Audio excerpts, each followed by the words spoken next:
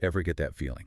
You know, Yeah. like you just need a complete refresh, like a total life do-over. Hmm. It's a pretty universal yearning when you think about it.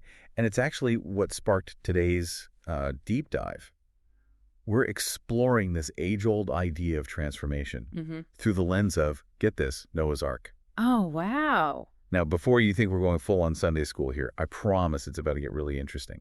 We're not just talking about, building boats and dodging rainstorms. Right. We're talking about your journey of personal growth. Hmm. 40 days of tapping into like ancient wisdom for a modern day refresh. And that's where the source we've got for you is like brilliant. It takes this epic story, this flood myth that's, echoed throughout history, really, Yeah. and it like distills it down to its essence: purification, judgment, and ultimately renewal. Okay, so unpack that for us a bit.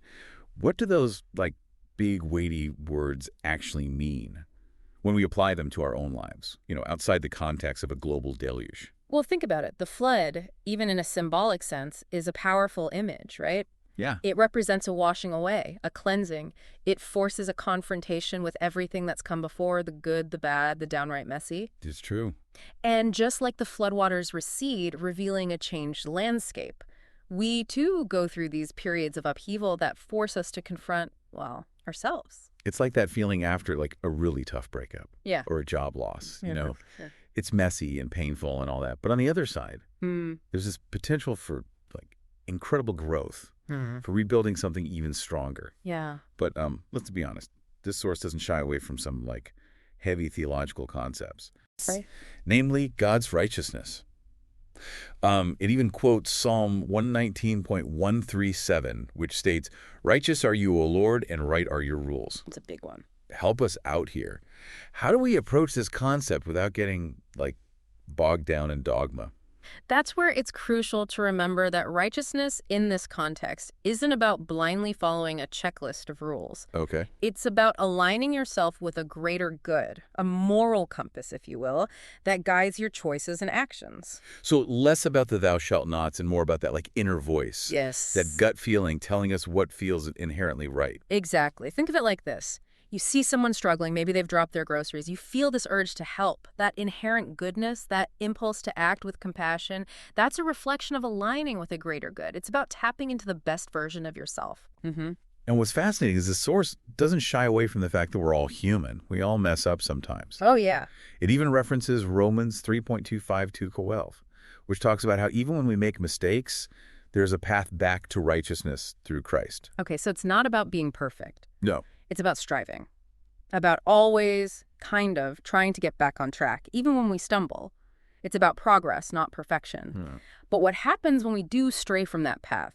The source gets, pretty real about the consequences of sin, even going so far as to quote Romans 6.23, "The wages of sin is death." I have to admit, that sounds a bit intense. I think it's easy to get caught up in the literal interpretation there. Hmm. But remember, it's about understanding that our actions have consequences. They ripple outward. And those consequences, they can be positive or negative. Right. It's like that butterfly effect idea. Even small choices can have big consequences. Precisely. And this source isn't trying to scare you. It's about empowering you to make choices that create positive ripples, choices that align with that greater good we were talking about. So our choices have this ripple effect. They impact, us and everyone around us. Mhm. It makes you really stop and think, how do we make sure those ripples are the good kind? You know what I mean? Yeah, absolutely. The source we're looking at seems to place a big emphasis on, obedience. Yeah. But I don't know about you, that word always kind of makes me think of rigid rules. Yeah, I can see that. And honestly, it doesn't sound very appealing. It's interesting you say that because the source actually connects obedience to love, Mm. which I think changes the whole game. Yeah. It even quotes John 14.1 where Jesus says, "If you love me, you will keep my commandments."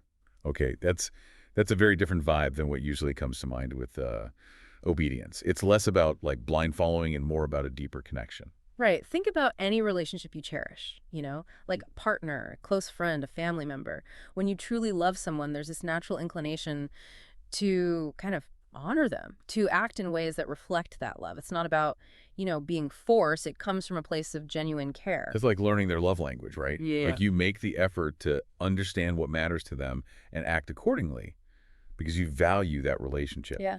But how does faith play into all of this? Because this source brings up Hebrews 11.6, which talks about faith being essential for pleasing God. This is where it gets really cool. The source highlights that faith isn't just about believing, like blindly, It's about trusting in something, I don't know, larger than yourself, even when you can't see the complete picture. It's that deep down confidence that you're being guided even amidst uncertainty. So it's like taking a leap of faith. Hmm. But instead of like a one-time thing, it's something that's like woven into our everyday choices. Those small acts of trust, those moments where we choose to believe, even when it's hard. Exactly. And that's where those like practical steps for transformation that this source outlines become super relevant. It's not about a massive overnight overhaul, right? It's about making like small, consistent changes that lead to genuine, lasting growth. I love that. Bite-sized steps, not these overwhelming overhauls. For instance, the source talks about witnessing God's righteousness. What would that look like in a practical, everyday sense? Think about those moments when you see good prevailing.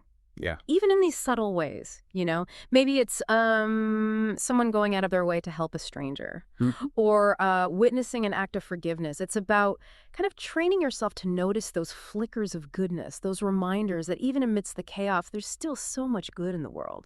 It's like consciously shifting your focus, seeking out those positive ripples instead of getting, bogged down by the negative. And what about confessing sins? That can feel, I don't know, kind of heavy, like we're dwelling on the past. Absolutely. And I think the key here is to reframe it as honest self-reflection. It's not about beating ourselves up for past mistakes, but rather asking ourselves, what choices haven't been serving me? Where do I need to course correct to become the best version of myself? So it's less about dwelling on the past and more about learning from it and using those insights to make, better choices moving forward. Yeah. I like that.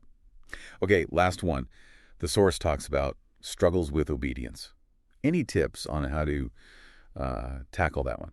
So instead of getting hung up on those times we fall short, maybe it's about focusing on one small positive change, something we know will lead to growth, even if it feels challenging in the moment. Exactly. It's about asking yourself, what's one area where I could push myself just a bit further, where stepping outside my comfort zone would ultimately lead to a more, fulfilling, meaningful life.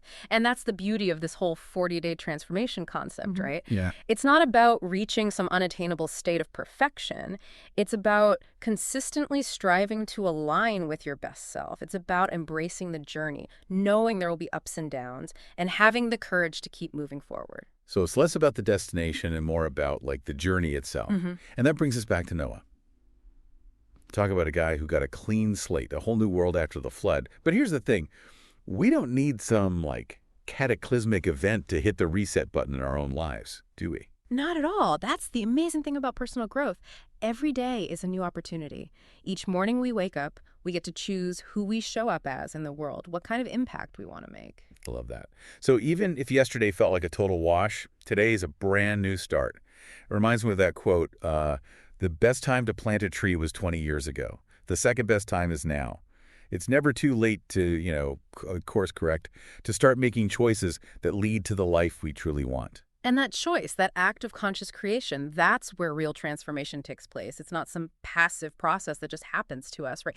It's about actively participating and shaping our own lives, even in the small, everyday moments. It's about embracing those, metaphorical 40 days, not as a punishment, but as a gift. A chance to step into the best versions of ourselves. So as you go about your day, here's something to consider. If you could symbolically wash away just one thing that's holding you back, what would it be? What's one small step you can take today to move in that direction? Even the smallest step can set those ripples of positive change in motion. And on that note, my friend, it's time to wrap up this deep dive. Remember, transformation isn't about waiting for a sign. It's about choosing yourself every single day.